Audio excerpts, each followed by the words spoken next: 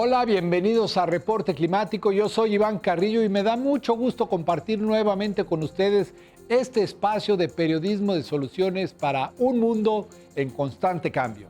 Aquí es donde especialistas de América Latina nos orientan acerca del mayor desafío de nuestros tiempos, la alteración del clima. Además de indagar en sus causas, analizamos las consecuencias del problema y profundizamos en las alternativas para adaptarnos y mitigarlo.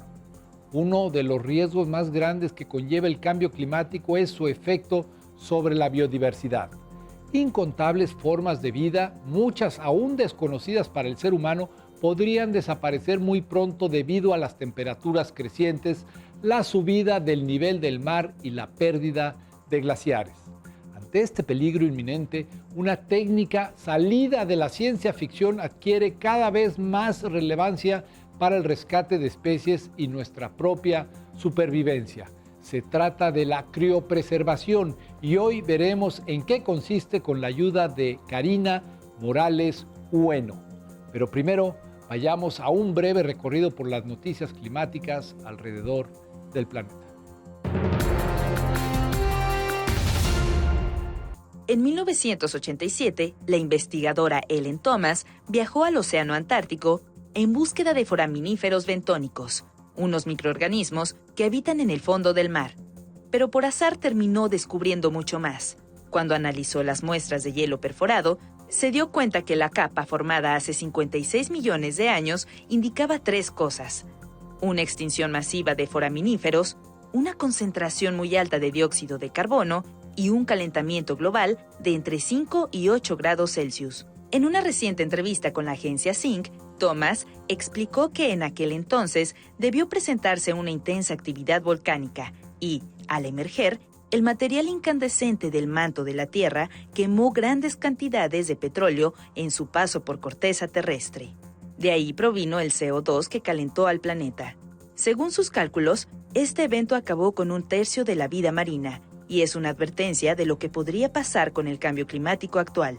Deberíamos de haber dejado de quemar combustibles fósiles hace 20 años, pero no lo hicimos, dijo la científica. Ahora lo que tendremos que hacer es mostrar resistencia como sociedad para adaptarnos a vivir en un mundo más cálido.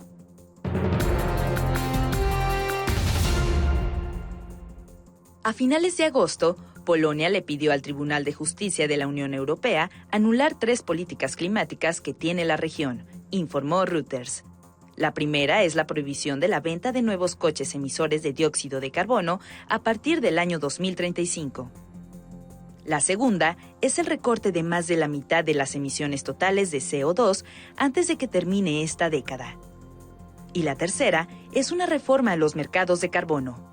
Polonia dice que esas intervenciones son una amenaza a su seguridad energética. Imponen cargas excesivas a los europeos menos favorecidos y reducen puestos de trabajo. También reclama que las 3 hayan sido aprobadas por mayoría en lugar de por unanimidad. Alrededor del 70% de la energía que produce el país eslavo es a base de la quema de carbón, y el plan de su gobierno es prolongar la vida útil de una mina en Turów hasta 2040. Si lo hace, la Unión Europea podría castigarla negándole el acceso al Fondo de Transición Justa, destinado a ayudar a las comunidades afectadas por el abandono de los combustibles fósiles. La agricultura aporta 23% de los gases que calientan al planeta. Por eso es tan urgente encontrar e implementar alternativas con las que se siga abasteciendo a la humanidad, pero a un menor costo ambiental. Una de las posibles opciones está siendo probada en el Laboratorio de Morfogénesis de Plantas del Imperial College de Londres y consiste en aplicar electricidad a los vegetales para que produzcan mejores flores, hojas y frutos. De acuerdo con un reporte de la BBC, se hace utilizando una versión fría de plasma, el cuarto estado de la materia, constituido por átomos que tienen carga eléctrica. Algunos experimentos sugieren que las plantas estimuladas con este método, durante su fase de semilla, crecen más robustas y saludables, con lo cual se reduciría el uso de fertilizantes. Además, parte de la evidencia indica que el plasma podría hacerlas más resistentes a las plagas, independizándolas de los pesticidas. Ahora los científicos del Imperial College de Londres Quieren ver qué tan útil es para controlar la dirección de las raíces, facilitando así su cultivo en muros y disminuyendo con ello el uso de tierra. La disciplina que estudia el efecto de las temperaturas bajas sobre los sistemas celulares se llama criobiología. Se basa en que el tiempo biológico es una consecuencia de determinadas reacciones bioquímicas y el frío prolonga el tiempo biológico al frenar dichas reacciones. La criopreservación es resultado de ese conocimiento. A grandes rasgos, la criopreservación es un método para conservar el material biológico por medio de la congelación. Karina Morales nos cuenta más al respecto. Básicamente, como yo lo llamo, es algo así como poder viajar en el tiempo, ¿no? Algo que los físicos todavía están trabajando en ello, esto de los viajes en el tiempo. Nosotros los que hacemos criopreservación ya lo logramos. Sin embargo, nuestros viajes en el tiempo nada más los podemos hacer hacia adelante, no hacia atrás. Esto quiere decir que cuando nosotros realizamos una técnica de criopreservación en un ser vivo, lo congelamos en el tiempo, por así decirlo, lo mandamos al futuro y en el futuro lo podemos revivir como si el tiempo para este organismo no hubiera pasado. Nosotros trabajamos con temperaturas muy reducidas. Básicamente, para que nuestro público se dé una idea, la temperatura que hay en nuestros refrigeradores, ¿no?, es entre 5, 20 grados centígrados, más o menos, bajo cero, en los congeladores de las casas. Nosotros cuando trabajamos, por ejemplo, que vamos por un helado, ¿no?, o una paletita de hielo, esos congeladores trabajan un poquito más reducidos, sobre todo el proceso de fabricación y de conservar los fríos, utilizan hielo seco. Entonces, el hielo seco en su fase de vapor, es decir, cuando tú abres, ¿no?, la cajita y sale así como humito, eso está a menos 80 grados centígrados. Nosotros para criopreservar tenemos que utilizar nitrógeno líquido y ese sí está mucho más abajo, está a menos 196 grados centígrados. Entonces es muy baja la temperatura. Y lo que hace este enfriamiento es frenar la vibración de las moléculas que constituyen a los seres vivos. Y cuando llega a menos 196 grados, básicamente se dejan de mover. Y ese no movimiento de moléculas es el que crea, ¿no?, la preservación, es lo que te congela en el tiempo. Para que se dé a cabo esto y se pueda, ¿no?, digamos que yo congelé algo y en 100 años lo pueda volver a descongelar, durante todos esos 100 años yo tengo que mantener la temperatura de menos 196, ¿no?, idealmente, para que estas moléculas no se muevan para nada todos esos años y yo las vuelva a volver a revivir sin ningún problema en 50 años.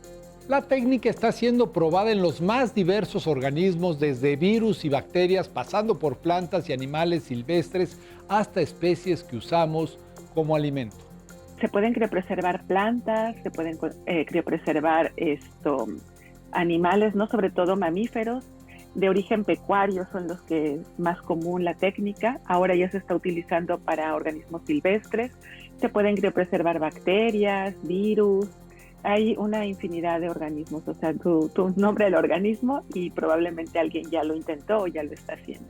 Actualmente estamos, no tenemos como mucha diversidad, ¿no?, como en el caso de las especies terrestres, y son algunas especies marinas las que se están criopreservando, algunas especies de peces, algunas especies de moluscos, algunas especies a veces por ahí, ¿no?, de camarones, de crustáceos.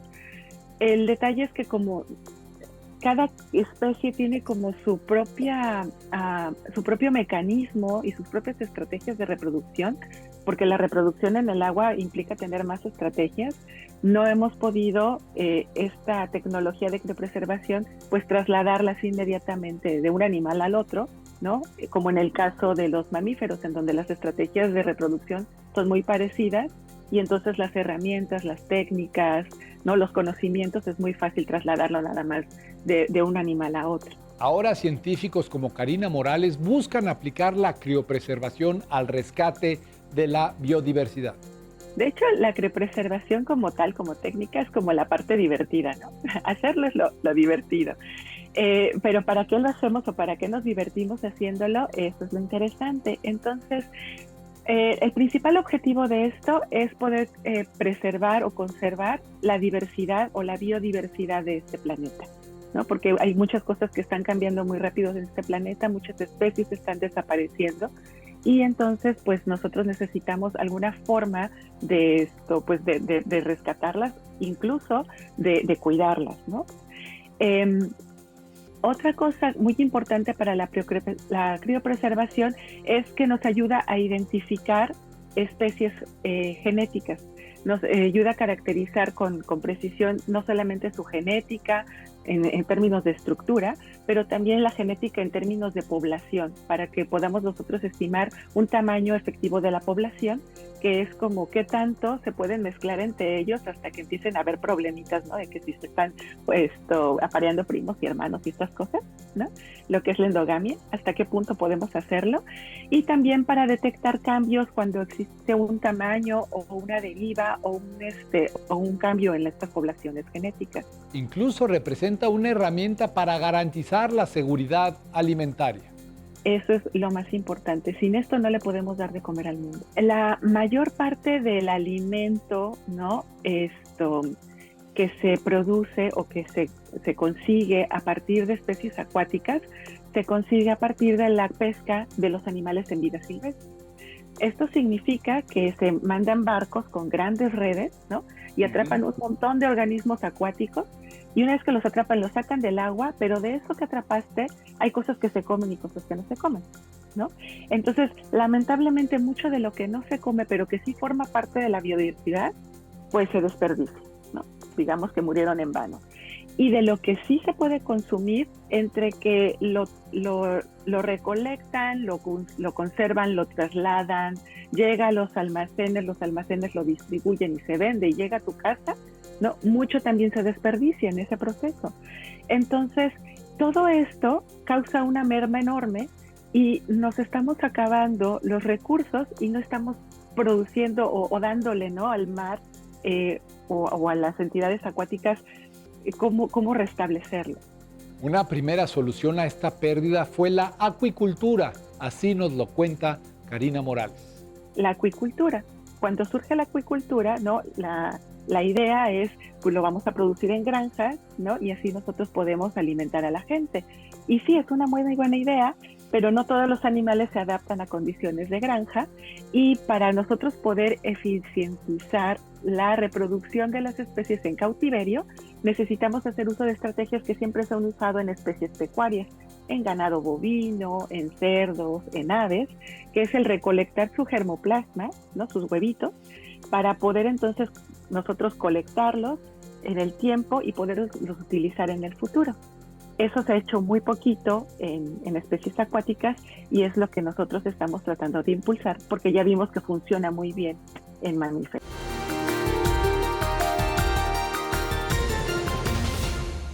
La primera criopreservación exitosa de embriones mamíferos se logró en la década de los 70. Desde entonces, ha ganado importancia en la reproducción animal de especies domésticas y también en la reproducción asistida humana.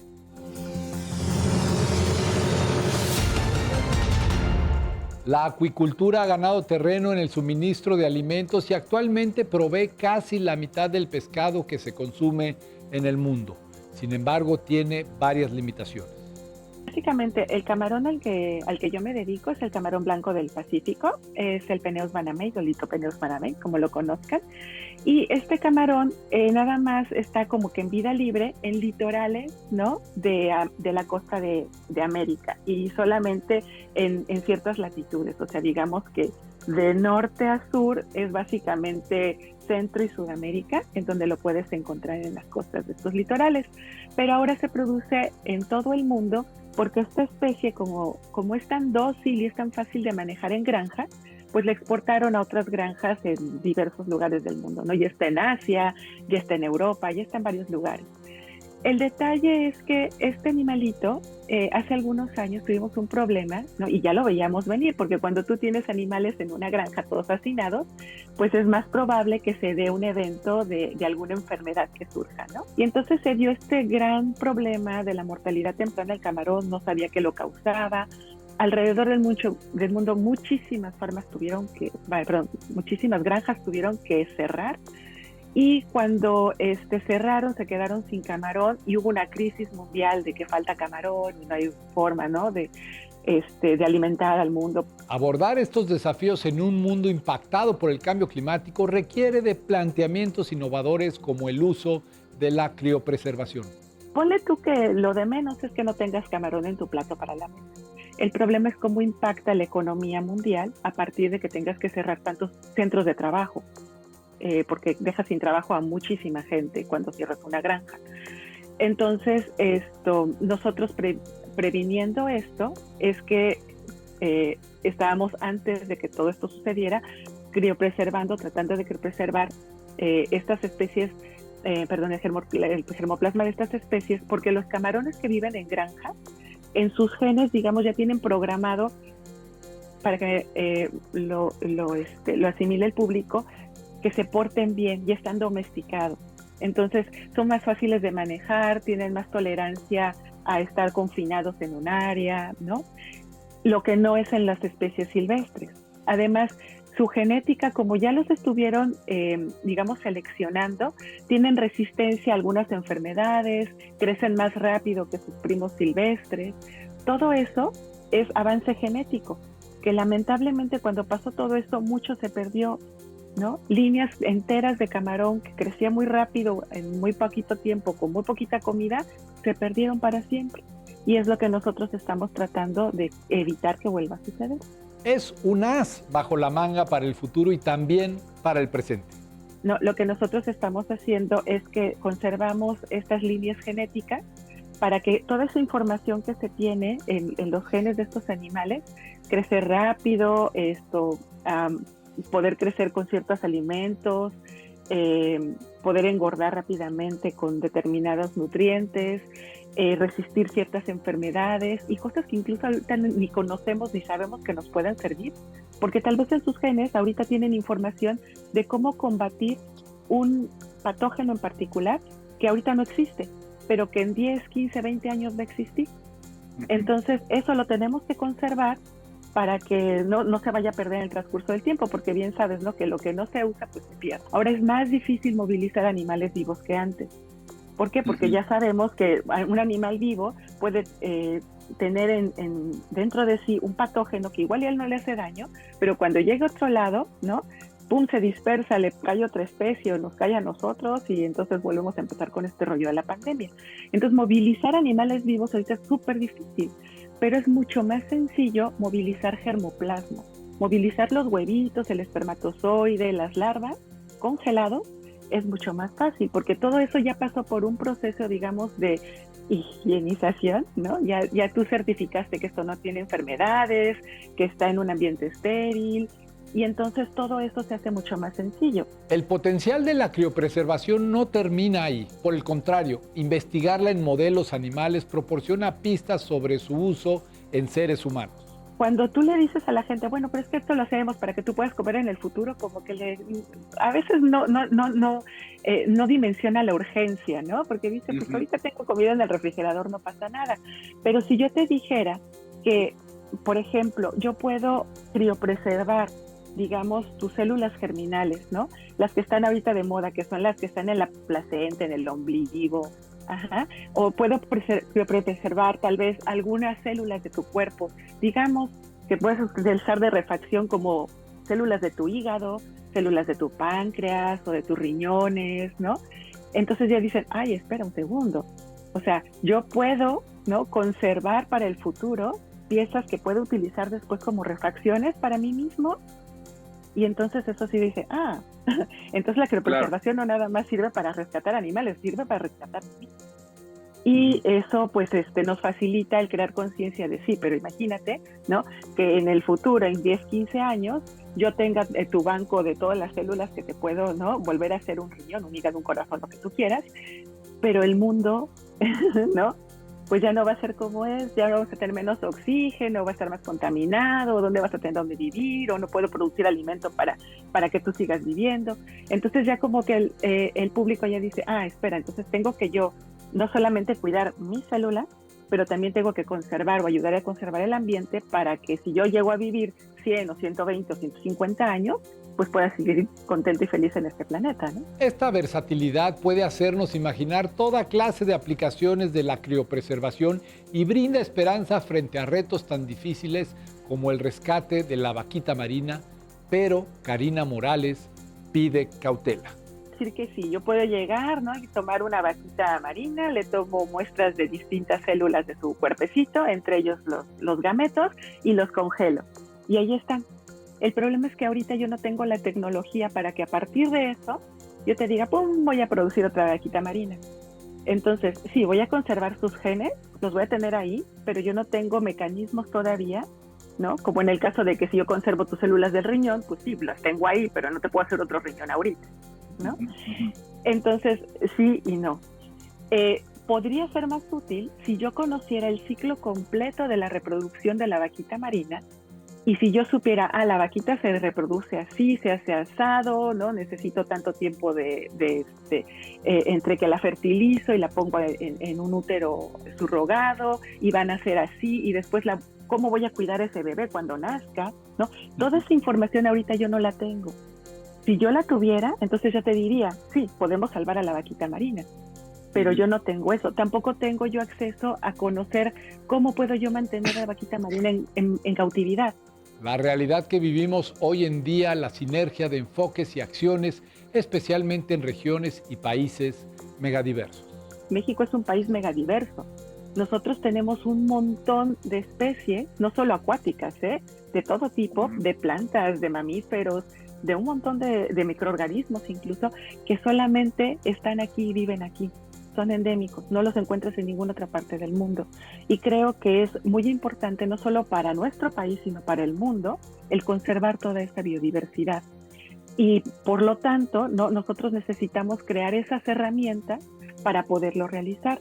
El llamado de Karina Morales es a llevarlo a cabo in situ, donde la biodiversidad más lo necesita. Uno diría, pues criopreservar es criopreservar, ¿no? Tú nada más agarras, lo congelas y ya está. Pero no.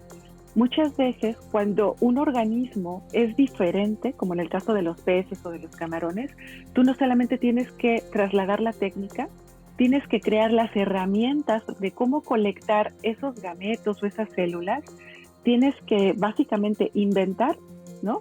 No solo herramientas, protocolos, a veces algunas mezclas que se utilizan, que nosotros le llamamos criopreservadores, ¿no? Mezclas que permiten hacer esta congelación.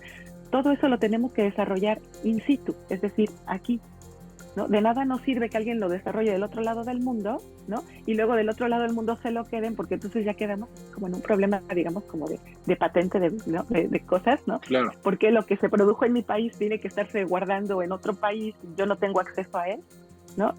Son del tipo de cosas que también tendríamos que nosotros considerar, o sea, no dejárselo a alguien más que venga y lo haga, sino nosotros, ¿no? Tomarlo en nuestras manos, conservarlo y sobre todo conocerlo. Muy bien dicen que lo que no conoces, pues es muy difícil quererlo. Entonces, es conocer lo que tenemos y con el conocimiento de lo que sabemos que tenemos, amarlo, cuidarlo y trabajar para poderlo conservar. Gracias por habernos acompañado hasta el final de este reporte climático. Yo soy Iván Carrillo y los espero la próxima semana con más periodismo de soluciones para un mundo en constante cambio.